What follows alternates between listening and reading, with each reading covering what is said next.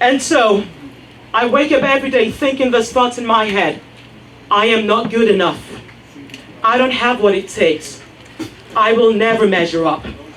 Despite the promises God has made unto me, through prophets, through dreams that I have seen myself, through things that I have heard, through things that I know for a fact, but still I continue to believe that I am not equipped to do the work. And so fear takes over my heart, and it takes over my soul, and then those lies now become the things that determine the path of my future. When God is saying that I have destined you for great and mighty things, when God is saying that what I am taking to you is a land that is flowing with milk and honey, when God is saying that I am going to do great and amazing things in your life, that things that no eyes have seen, that things that ears have not beheld, but yet, that thing inside of me tells me, you cannot do it.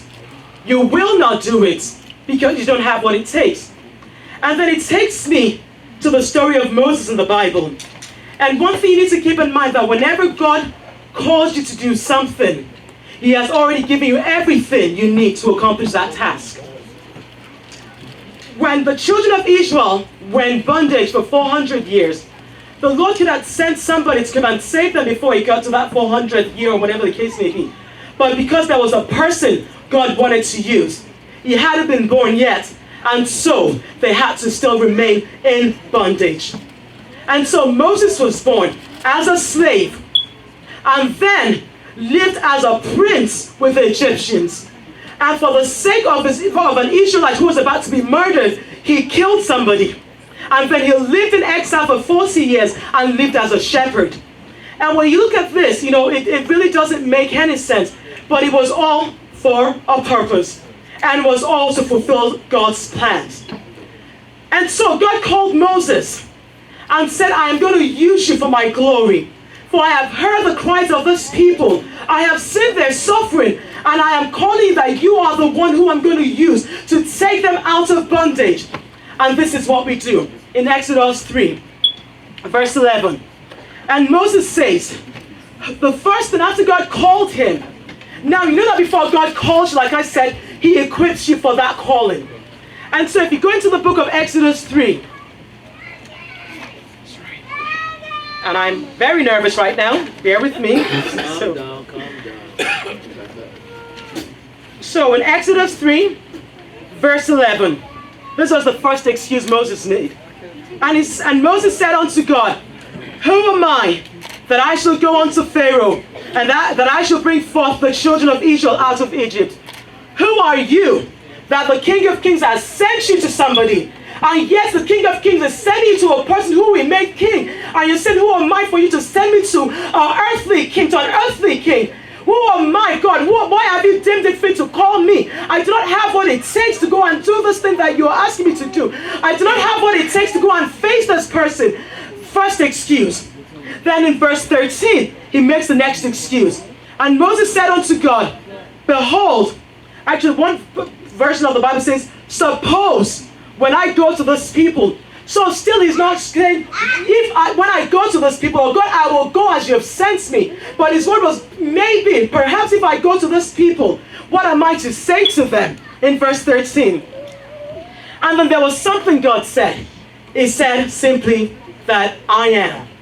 And when we think about this thing, we just say, yes, the name of God, it is I am. But God is saying that He is whatever you need Him to be in whatever situation you are in.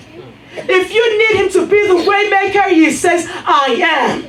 If you need Him to be your conqueror, He says, I am. If you need Him to be your provider, He says, I am.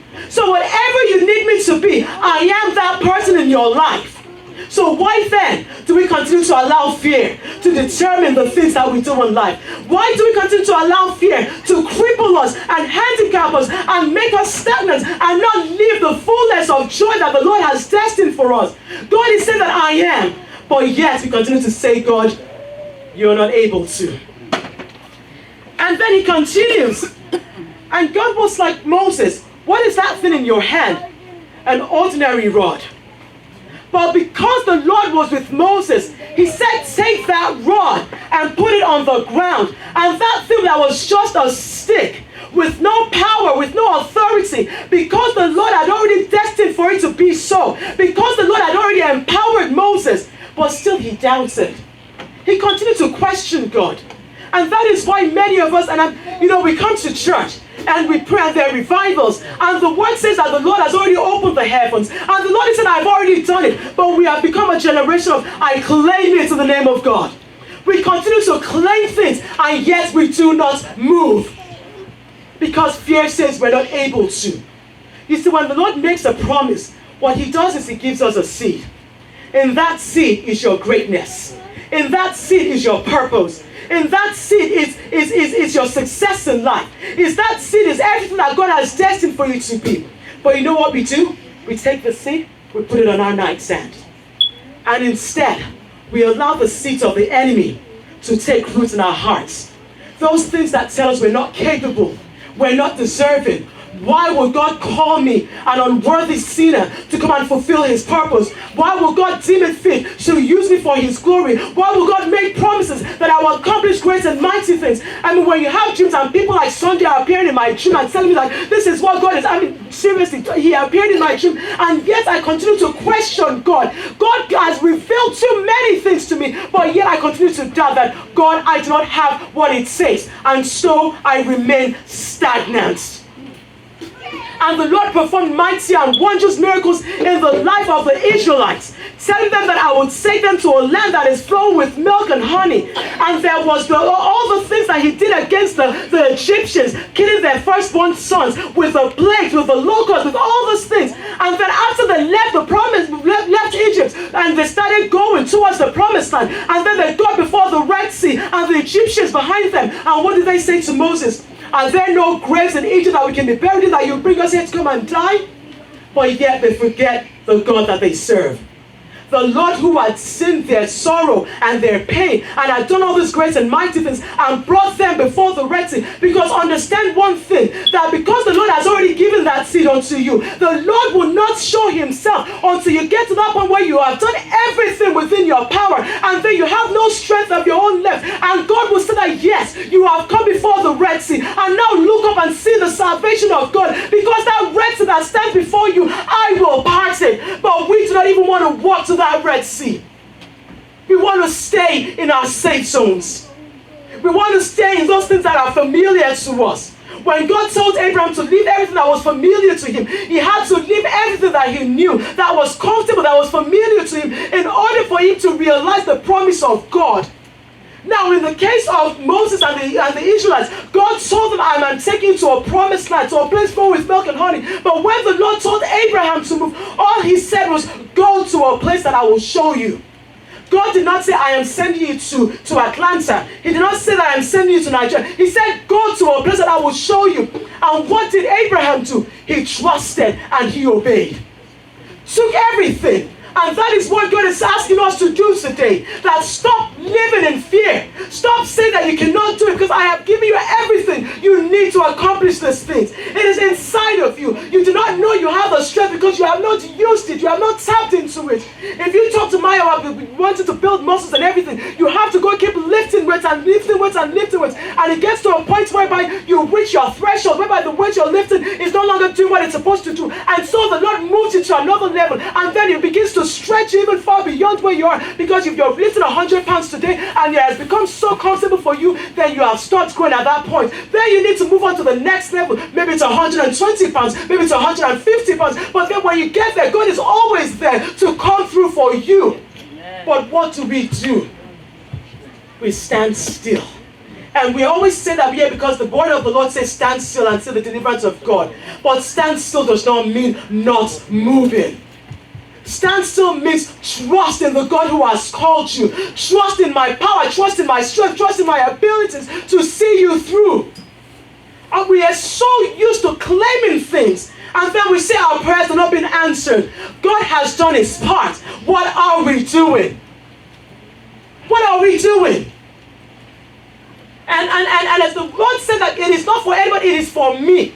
Because I know the things the Lord has spoken concerning my life. I know the things God keeps telling me, but the devil keeps saying otherwise. But what God is saying, that even in the face of this fear, decide to be great. Even where fear comes is the moment where you have that push you towards your greatness. When you feel that you're not able to, it's where you need to get, because I can do all things through what? Through Christ who strengthens me.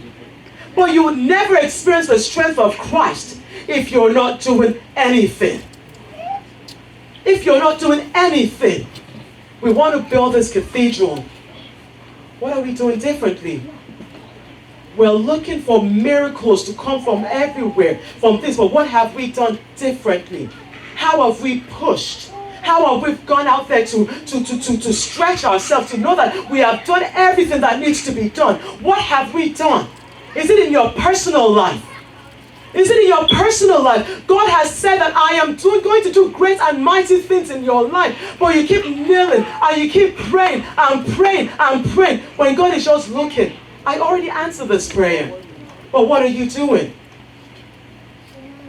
With the children of Israel, after the Lord now took them 40 years through the wilderness, and then they get to the promised land. Now God says, I want to show you my power. I want to show you my might. I want to show you that I am a covenant fulfilling God. He now said, take people out of the heads of tribes within your nation and send them to the land of Canaan for them to go and see that, as I said, is what it is. That this land is indeed flowing with milk and honey. And so these people went to go and check the land, and they came back to give reports to Moses that indeed, as the Lord said, this land is what the Lord said. But you know what else? But the people that we saw in that land are mighty giants.